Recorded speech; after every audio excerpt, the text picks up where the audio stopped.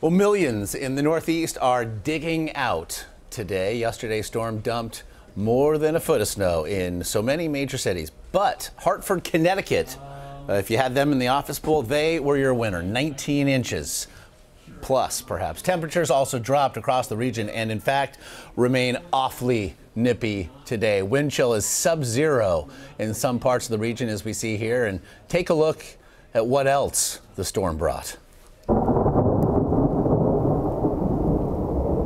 Did you hear that? That's thunder snow, yes. Here in East Providence, we're still meteorologist geeks all across the country exulted at that moment. The weather phenomenon captured in Providence, Rhode Island, it was thunder snow. I know one person in particular, a colleague of ours, who probably, she can't wait to discuss it all. It's our Anna Werner in Boston. No thunder snow, Anna, but I know, well, it seems rather balmy there today, no? You know, Josh, you should be here with me this morning. It's delightful. Look at this blue sky. There's sunshine. It's 13 degrees with a wind chill.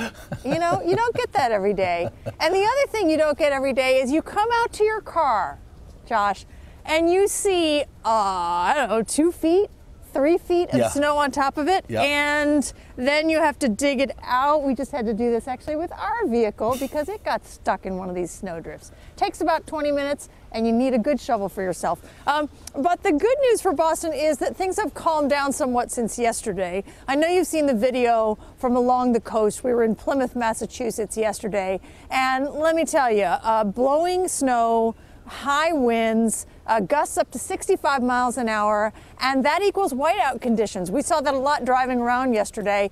You were lucky if you could see, 20 feet in front of you. So that was some pretty severe weather, and a lot of people lost power, and you don't want to lose power in these temperatures. I don't need to tell you that. There were some 55,000 people, according to the State Emergency Management Agency, who lost power statewide in Massachusetts. And my understanding from listening to our affiliate WBZ Radio this morning, they reported that 7,000 people were still without power in Massachusetts this morning. So a lot of people out there, you've got elderly, you've got people with families and infants. We talked to a guy yesterday who lost power briefly, he had a 13-month-old son.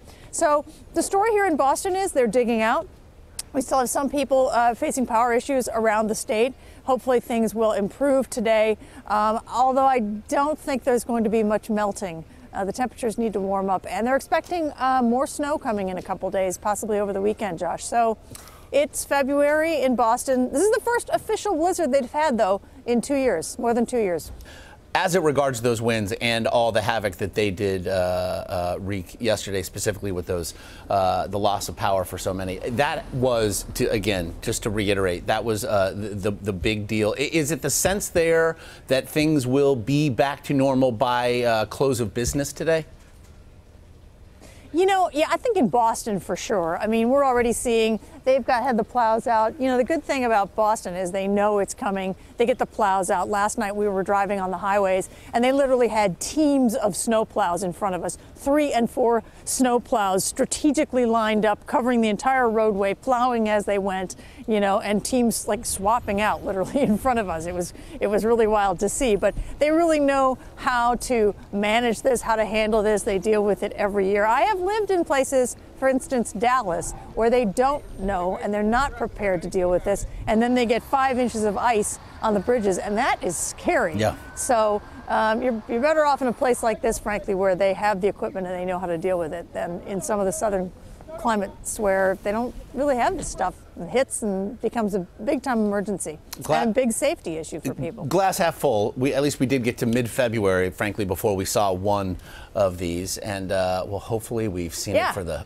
final time here in calendar year 2017. I'm going to let you get back to. I wouldn't count on it, but I'm going to let you get back to that sun worshiping there in Boston. Anna Werner, the intrepid Anna Werner, as always. We do appreciate it.